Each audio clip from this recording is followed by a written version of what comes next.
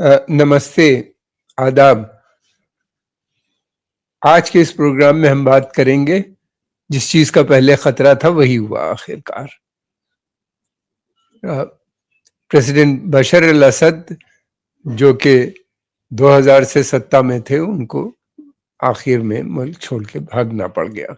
कहाँ गए हैं इसका पता नहीं। 2070 से इनकी फैमिली का राज वहां पे चल रहा था। ये लोग जैसे दूसरे अरब रूलर्स हैं उसी तरह ये भी थे, इनमें कोई अंतर नहीं था। उसी तरीके से ऑटोक्रेटिक तरीका था इनका, जिस शासन चलाने का, तानाशाह आप कह सकते हैं इनको। अब मुल्क, लेकिन ये था कि ये लोग सेकुलर थे, नंबर 1। नंबर 2, ये इजराइल से इन्हीं कभी कोई कंप्रोमाइज नहीं किया। लेकिन ये है कि मुल्क में जिस प्रकार का डेवलपमेंट होना चाहिए था वो भी नहीं हो पाया। इन्हीं ने जब 2001 में सत्ता में आए थे तो वायदा किया था कि हम डेवलप करेंगे, मुल्क को डेमोक्रेसी की भी बात की थी देंगे, मगर ऐसा किया नहीं। 2011 में जब अरब अपराइजिंग हुई, बहार अरब जिसे कहा जाता है, वो जब आया तो इनके खिलाफ बहुत पावरफुल मूवमेंट खड़ा हुआ, जिसको पहले तो इन्हीं ने सप्रेस किया, फिर उसके बाद वहां पे दाइश, अलकायदा यानी ISS और ये सब बड़े मिलिटेंट ग्रुप्स आ गए, जिन्हीं ने लंबी लड़ाई चली और उसके बाद ये वहां पे इनकी खिलाफत भी आ गई, वहां पे भी, इराक के अंदर भी। उसके बाद से इनकी हुकूमत बिल्कुल ही नहीं संभल पाई। सीरिया में पहले भी मैंने बताया कि लोग लिबरल हैं, वो चाहते तो थे कि ये सत्ता में न रहे, मगर ये नहीं चाहते थे कि ये जो मिलिटेंट ग्रुप हैं, धर्म के नाम पे आ रहे हैं, इनसे वो दूर रखना चाहते थे। उन्होंने देख लिया था इराक और सीरिया में जो कुछ हुआ, फिर उसके अलावा ये भी कि तालिबान जिस तरह की हुकूमत करता है वो नहीं चाहते थे। अब ये है कि उनके जाने के बाद एक नई स्थिति हो गई है, उसका असर न केवल सीरिया बल्कि पूरे क्षेत्र पे पड़ेगा। जो मिलिटेंट ग्रुप आए हैं इस समय, जिनका कब्जा हुआ है, इनके जाने के बाद अमन और शांति के साथ हो गया। अच्छी बात यह है कि सीरिया की सेना ने लड़ाई लड़ने से इनकार किया। उनका मानना यह था कि वो अपने लोगों को नहीं मारेगी। तो ट्रांजिशन पीसफुली हो गया, वो मुल्क छोड़ के चले गए प्रेसिडेंट साहब।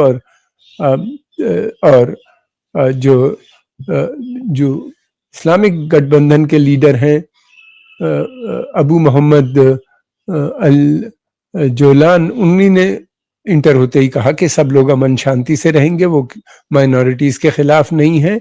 और ये भी कह दिया कि वहां का जो प्रधानमंत्री है वो फिलहाल हुकूमत चलाए, ताकि ट्रांजिशन धीरे धीरे हो जाए। अब अलग अलग किस्म की खबरें आ रही हैं। कुछ कह रहे हैं कि सीरिया का विभाजन होना चाहिए, बीच में दमिश्कस उसमें जो होगे वो इस्लामिक हुकूमत होगी। और कुछ कह रहे हैं कि वो जो वहाँ पे जो कुर्दिश पीपल हैं उनको वो अलग होंगे। अभी क्लियर कट इसकी इंफॉर्मेशन नहीं है, मगर एक बात तय है कि इसमें इजराइल का भी बहुत बड़ा रोल है। कहा जाता है कि इन मिलिटेंट्स को कीव में ट्रेनिंग मिली थी यूक्रेन के अंदर, और उनको वहां पे नए वेपन सिस्टम भी जो नेटो ने सप्लाई किए थे। इस तरह की बातें आ रही हैं, इल्जाम है, इसका भी पुष्टि नहीं हुई है। और इनको ड्रोन वगैरह, ये सच है कि इनके पास बहुत अच्छे वेपन्स भी थे और इनके पास ड्रोन्स चलाने की सलाहियत भी इनके पास आ चुकी थी। और दूसरी बात ये कि टर्की का इसमें बड़ा रोल है। ये लोग, इनका बेस इदलिब में था, जो सीरिया का एक सिटी है, वहां पे इन्हीं का कब्जा था और इनको टर्की बराबर सपोर्ट कर रहा था। टर्की का बहुत समय से सीरिया की हुकूमत से अनबन थी, नहीं बनती थी, और वो इसको हटाना भी चाहते थे, लेकिन उनको दुश्मनियां आ रही थी ईरान और रशिया की वजह से। इनको जैसे ही मौका मिला, इन्हीं ने अपना सपोर्ट इन लोग को दी। अब टर्की कहता है कि वहां के ऊपर यूनिटी रहनी चाहिए, नेशनल सॉवरेन। टर्की के साथ मुश्किल ये इस समय जो वहां पे प्रेसिडेंट है रज्जब तैयब एर्दोगान, वो कहते कुछ है करते कुछ है। وہ ایک طرف تو اسرائیل سے ڈیل کر رہے تھے سیریا کے مسئلے پہ، دوسری طرف اسرائیل کو فلسطین کے مسئلے پہ بڑی دھمکیاں دے رہے تھے. انہی نے کہا کہ ہم ٹریڈ نہیں کریں گے، لیکن انہی نے ان کی جو کمپنیز جو ٹریڈ کر رہی تھیں وہ موو کر گئیں گریس سے، جو کہ ان سے ملا ہوا ہے، قریب میں ہے، وہاں سے ٹریڈ ہو رہا تھا اور یہ اس کو روک بھی نہیں رہے تھے. تیل بھی یہاں سے جا رہا تھا اسرائیل کو، پانی بھی جا رہا تھا. اسرائیل کی ایئر فورس وہاں ٹریننگ بھی لیتی ہے، ان کا ایک ایئر فورس بیس بھی اس کے استعمال میں رہتا ہے. تو اس طرح کی وہ دوہری باتیں کرتے ہیں. دوسری بات یہ بھی ہے کہ وہ نیٹو کے ممبر ہیں. ٹرکی اسرائیل سے بہت زیادہ لڑائی نہیں لے سکتے. نیٹو ایک پشچمی دیشوں کا ملٹری گٹھ بندھن ہے جس میں امریکہ، پشچمی یورپین دیش ہیں اور ٹرکی بھی اس کا وہ ہے. ٹرکی بہت امپورٹنٹ ممبر ہے کیونکہ ٹرکی کی دوسری سب سے بڑی سینا ہے نیٹو کے اندر یورپ میں، تو اس لیے وہ امپورٹنٹ ہو جاتا ہے. اب وہاں کے اوپر امن شانتی تو بنی ہوئی ہے فی الحال ٹیمپریری. اب دیکھنا یہ ہے کہ یہ گٹھ بندھن جو ہے یہ 4 بڑی گروپس ہیں اور چھوٹے بہت سے اور انڈیویجول بھی اس کے ساتھ جڑے ہوئے ہیں جنہوں نے ستہ حاصل کی ہے. ان کی الگ الگ آئیڈیالوجی ہے. بہت سے لوگوں کو ڈر اس بات کا ہے کہ ان کی آپس میں بھی لڑائی ہو سکتی ہے جب پالیسی پلاننگ ہوگی. لیکن جولانی جو ہیں وہ کافی اچھے بیان دے رہے ہیں. فی الحال کہاں تک وہ کامیاب ہوں گے یہ کہنا مشکل ہے. کتنا کنٹرول ان کا رہے گا اپنی سوئم آرگنائزیشن پہ. ان کی جو آرگنائزیشن ہے حیات تحریر الشمس، یہ بیسیکلی جو ہے یہ پہلے جانی جاتی تھی وہ جبہت النصرہ کے نام سے، اور جو کہ القاعدہ سے جڑی ہوئی تھی، القاعدہ کا ایک انگ تھا. تو ان کے رینک اینڈ فائل جو ہے اسی آئیڈیالوجی کو مانتے ہیں. وہ کتنا ان کی بات مانیں گے یہ بھی پتہ نہیں ہے ابھی فی الحال. دوسری طرف یہ بھی ہے کہ سیریا عرب دیش کا ہم پہلے بھی بتا چکے ہیں، بہت امپورٹنٹ دیش تھا، اور یہیں سے جو تھے بنو امیت رول کرتے تھے اسپین تک، اور پورے عرب پہ ان کا قبضہ تھا. بہت بڑی امپائر بنی تھی، یہ پہلی عرب امپائر کہا جا سکتا ہے اسلام آنے کے بعد. تو یہ جو تھے یہ لوگ بہت شکتیشالی تھے، اور اس کا ٹوٹنا جو ہے اس کے اثر ایک طرف تو میں سمجھتا ہوں بہت سے دیشوں پہ پڑے گا، خاص طور سے عراق اور لبنان پہ تو امیڈیٹ پڑے گا. حزب اللہ کافی کمزور ہوتا ہوا نظر آئے گا آنے والے سمے میں، کیونکہ جو انفارمیشن آ رہی ہیں اس کے مطابق میں بات کر رہا ہوں. کیونکہ سپلائی روٹ جو حزب اللہ کا تھا وہ ایران سے عراق اور عراق سے سیریا اور سیریا سے لبنان ویپن سپلائی یا موومنٹ جو ہوتے تھے ان کے اس طرح ہوتے تھے، وہ بارڈر بند ہو چکا ہے. اب ایک تو عراق نے بھی بند کر دیا ہے، ان کو ڈر اس بات کا ہے کہ پتہ نہیں کس قسم کے لوگ ان کے یہاں جائیں گے. دوسرے عراق تو لبنان میں اب جو ایران کا انفلوئنس ہے وہ اتنا مجھے نہیں لگتا کہ آنے والے سمے میں رہ پائے گا. یعنی حزب اللہ اگر کمزور ہوگی اور تو مشکل آ سکتی ہے ان کے لیے. وہ جو دوسری طرف یہ بھی ہے کہ عراق کو بھی خطرہ لگ رہا ہے. اسرائیل کا جو ہے وہ سب سے بڑا گین ہوا ہے. اسرائیل بہت سمے سے کہہ رہا ہے کہ بشار الاسد کو جانا چاہیے. امریکہ بھی یہ بات کہتا ہے بشار الاسد کی حکومت بدلنی چاہیے، وہاں پہ جانا چاہیے. حالانکہ ٹرمپ جو اب پریزیڈنٹ بنیں گے 20 جنوری کو، انہی نے کہا کہ ہمیں اس سے کچھ لینا دینا نہیں. لیکن یہ کہ ان کے لیے ایک بڑی وکٹری ہے. کافی سمے سے امریکن وہاں پہ کہہ رہے تھے کہ ریجیم چینج کی بات کر رہے تھے، اور امریکہ ایک حصے پہ سیریا کے اس کا قبضہ بھی ہے، خاص طور سے یہ حصہ جو ہے جہاں سے تیل نکلتا ہے. تو امریکہ بہت ایک امپورٹنٹ پلیئر ہے. اور اسرائیل کافی سمے سے کہہ رہا ہے کہ سیریا کے اندر کا وبھاجن ہونا چاہیے، جو لگ رہا ہے کہ اب وبھاجن ہو کے رہے گا. جو سیریا کی اسٹرانگ سیریا ان کو پسند نہیں تھا، اور وہ بشار الاسد کی حکومت جو تھی وہ سیریا کی وہ اسرائیل کے ساتھ اس کے سمبند بہت برے تھے. وہ اپنی گولان ہائٹس کو واپس لینے کی بات کرتے تھے. اسرائیل سے کسی طرح کی ان کی سندھی نہیں ہوئی. پیس ٹاکس بھی ریلیشن بنانے کی کئی بار کوشش کی گئی مگر ان لوگوں نے منع کر دیا. اور اکیلا دیش بچا تھا جو اسرائیل سے، عرب دیش جو اسرائیل سے کے ساتھ اس کا یدھ چل رہا تھا ایک طرح سے دیکھا جائے، ختم نہیں ہوا تھا، فروزن کانفلکٹ تھی. اور یہ جو ہے جبکہ اس کا پڑوسی جارڈن اور ایجپٹ نے اسرائیل سے دوستی کر لی تھی، تو اس وجہ سے اکیلا ہو گیا تھا اور کافی پریشر میں تھا. اور سیریا اب اگر وبھاجن ہوتا ہے جو کہ لگ رہا ہے کہ ہو کے رہے گا، تو سیریا سے جو اس کو خطرہ لگتا تھا کبھی کبھی کہ وہ کہیں گولان ہائٹس چھیننے کی بات نہ کرے، وہ ختم ہو گیا. دوسرا، ایران کو بہت بڑا سیٹ بیک ہوا ہے. وہ جو آرک آف ریسسٹنس تھا، جو مدد کر رہا تھا حماس کی وہاں کے اوپر غزہ کے اندر، اس کو وہ مدد اب اس طرح کی نہیں مل پائے گی. جیسے کہ ہم اب حزب اللہ جو ہے وہ اپنے کو بچانے کے لیے، یا اس اسرائیل سے لڑائی ضرور لڑے گا، وہ اپنے کو بچانے کے لیے، یعنی اپنے کو ڈیفینڈ کرنے کے لیے ہوگا، ڈیفینسو پوزیشن میں آ جائے گا. ابھی تک افینسو تھا ایسا لگتا ہے. ایک بڑا بدلاؤ پورے عرب دیش میں، اس لیے کہ یہ یدھ یہاں پہ نہیں رکے گا. اس کے بعد جو پریزیڈنٹ اور ہیں وہاں کے، وہ چلے تو ضرور گئے ہیں، لیکن وہاں کے اوپر ان کے سمرتھک ابھی باقی ہیں. ملک کا کمپوزیشن ایسا ہے کہ بڑی سنکھیا میں لوگ وہاں پہ مائنورٹیز میں ہیں. یہ کافی بڑی سنکھیا ہے، لگ بھگ 25 سے 30% کے قریب لوگ مائنورٹی میں ہیں. سب سے بڑے تو کردش ہیں، پھر اس کے بعد علوائٹ یعنی شیعہ کمیونٹی آ جاتی ہے، اثنا شری اور علوائٹ علوی، اور پھر اس کے بعد اور دوسرے بہت سے گروپس ہیں وہاں پہ موجود ہیں. اب کرسچن ایک تیسرا بہت بڑا گروپ ہے وہاں کے اوپر، لگ بھگ 10% کی پاپولیشن ان کی بھی ہے. 13% شیعہ ہیں، اور کردوں کی سب سے زیادہ پاپولیشن ہے. باقی 3-4% اور لوگ بھی ہیں. اور یہ ان کے پاس کافی بڑا ایریا ہے جس میں ان گروپس کا ڈومینیشن ہے. پھر یہ بھی ہے کہ غور طلب بات یہ کہ اس میں اگر کسی کی جیت ہوئی تو اسرائیل کی ہوئی، اور اسرائیل کے اندر پرائم منسٹر نتنیاہو کی بہت بڑی جیت ہوئی ہے. وہ اور اسٹرانگ ہوتے ہوئے نظر آ رہے ہیں. اس لیے کہ وہ کافی سمے سے کہہ رہے تھے کہ ہم ایک نیا مڈل ایسٹ بنائیں گے، اور وہ نیا مڈل ایسٹ میں ان کا مطلب یہ تھا، انہوں نے میپ بھی دکھایا تھا جس میں سیریا، عراق میں پرو اسرائیل، پرو امریکن، یعنی ان سے اچھے سمبند ہوں گے، اچھے ریلیشن ہوں گے، یعنی ریجیم چینج سیریا کی بھی ہوگی، عراق کی بھی ہوگی.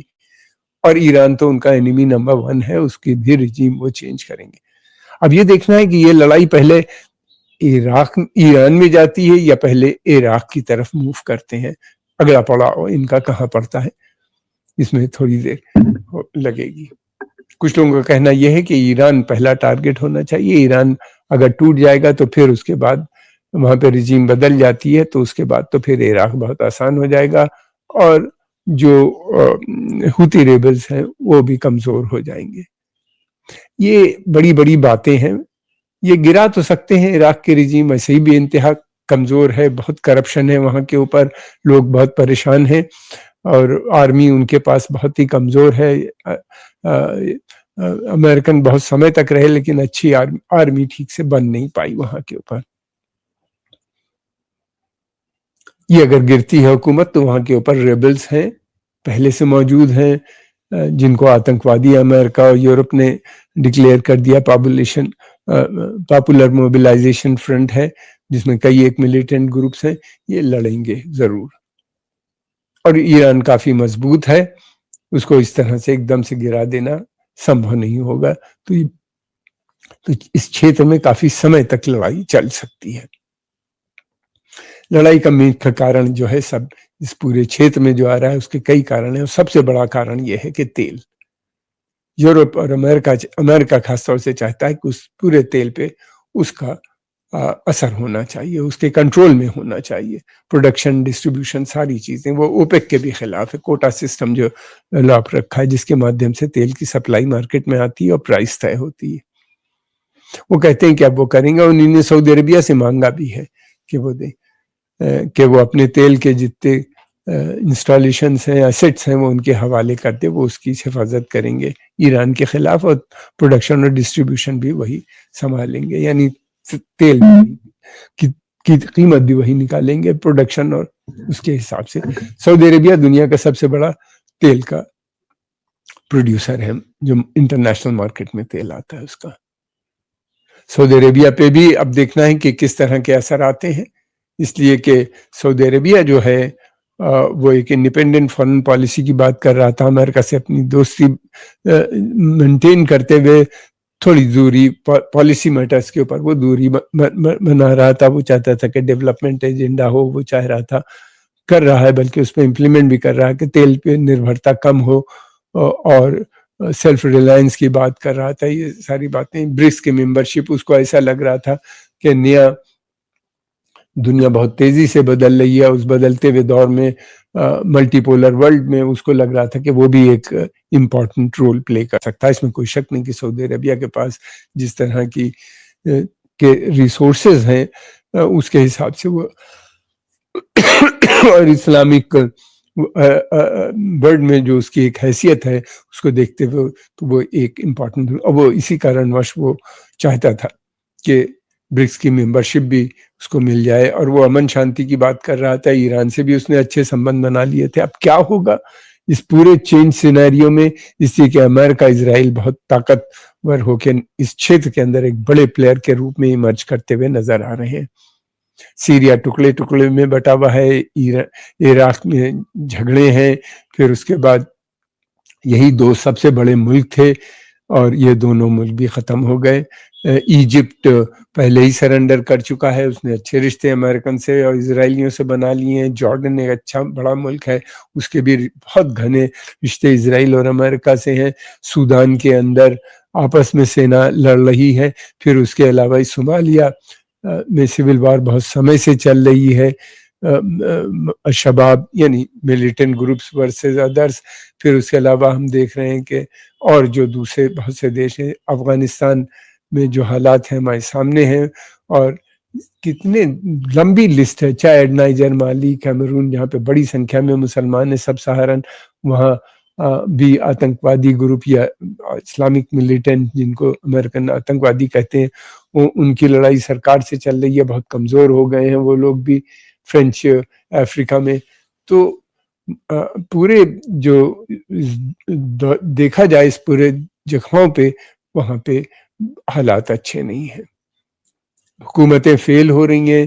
یہ سبھی حکومتیں زیادہ تر اسلامک دیش میں جو ہیں وہ بہت اسٹرانگ گورنمنٹ ہے کی طرح ایک کرتے ہیں، آرمی بیکڈ ہے اور آرمی کا ہی وہاں پہ دبدبہ رہتا ہے. پولیس اسٹیٹ جسے کہتے ہیں وہ بنا دیتے ہیں، بنی ہوئی ہیں، اور وہ اسٹیٹ سب کو لیپس کر رہی ہیں ایک کے بعد ایک کے پاس. جن کے پاس ریسورسز ہیں جیسے تیل اور گیس ہے وہ تو بچے ہوئے ہیں. سعودی عربیہ، کویت، قطر، بحرین، یہ سب پاپولیشن کم ہے، تیل کے بڑے بھنڈار ہیں اور کافی ایفلوئنس ہے ان جگہوں کے اوپر. لیکن دوسری جگہوں پہ مشکل. اب دیکھنا یہ ہے کہ یہ جو تختہ پلٹ ہوا ہے یہ کٹر پنتھی طاقتوں نے بیسیکلی کیا ہے، اس کا انفلوئنس کتنا پڑتا ہے. کیا دوبارہ سے پھر سے یہ جو کٹر پنتھی اسلامک موومنٹ تھا یہ اپنی طاقت گین کرے گا؟ اس لیے کہ اس کے بعد سے جب سے خلافت ٹوٹی بغداد و سیریا کے اندر البغدادی کی، اس کے بعد سے ان کا انفلوئنس کافی ختم ہوتا ہوا نظر آ رہا تھا، ڈکلائن آ گئی تھی. لیکن یہ دوبارہ سے جو کچھ بھی ہو رہا ہے بنگلہ دیش میں یا یہاں یا سب سہارا ریجن میں، اس سے لگتا ہے کہ دوبارہ سے یہ اسلامک موومنٹ یا آتنکوادی موومنٹ جو بھی آپ کر لیجئے، اسلامک موومنٹ سے تو کوئی آپتی نہیں ہے، لیکن اگر اس میں آتنکواد جڑا ہوا ہے تو اس سے ضرور دیشوں کو آپتی ہے. دوسری بات یہ کہ ان سبھی موومنٹ سے سب سے زیادہ اگر کسی کا نقصان ہوا ہے تو وہ عرب دیشوں کا ہی ہوا ہے یا مسلم دیشوں کا ہی ہوا ہے. ان کے پاس نہ کوئی ڈیولپمنٹ ایجنڈا تو ہے نہیں. اب دیکھنا یہ ہے کہ سیریا میں کیا یہ اب الجولانی کس طرح کا ڈیولپمنٹ ایجنڈا لے کے آتے ہیں، کیا کوئی ایک نیا طریقہ ڈیولپمنٹ کا لاتے ہیں. لگتا تو ہے انہوں نے کافی اسٹڈی کیا ہے ان موومنٹس کو، اور اس کے چلتے ہوئے دیکھتے ہیں کیا سچ مچ چینج آیا ہے کوئی ان کی سوچ میں، یا ایسے ہی اگر ان میں آ بھی گیا ہے تو کیا ان کے فالوور اس چینج کو ایکسیپٹ کریں گے. یہ بہت سے سوال ہیں جو آنے والے سمے میں جن کا جواب ملے گا. ہم آپ کے آبھاری ہیں، اپنے سمے نکال کے دیکھا. اگر پسند آئے تو اس کو لائک کیجئے، سبسکرائب کیجئے، اس کو آگے پروموٹ کیجئے. آپ کا بہت بہت دھنیہ واد.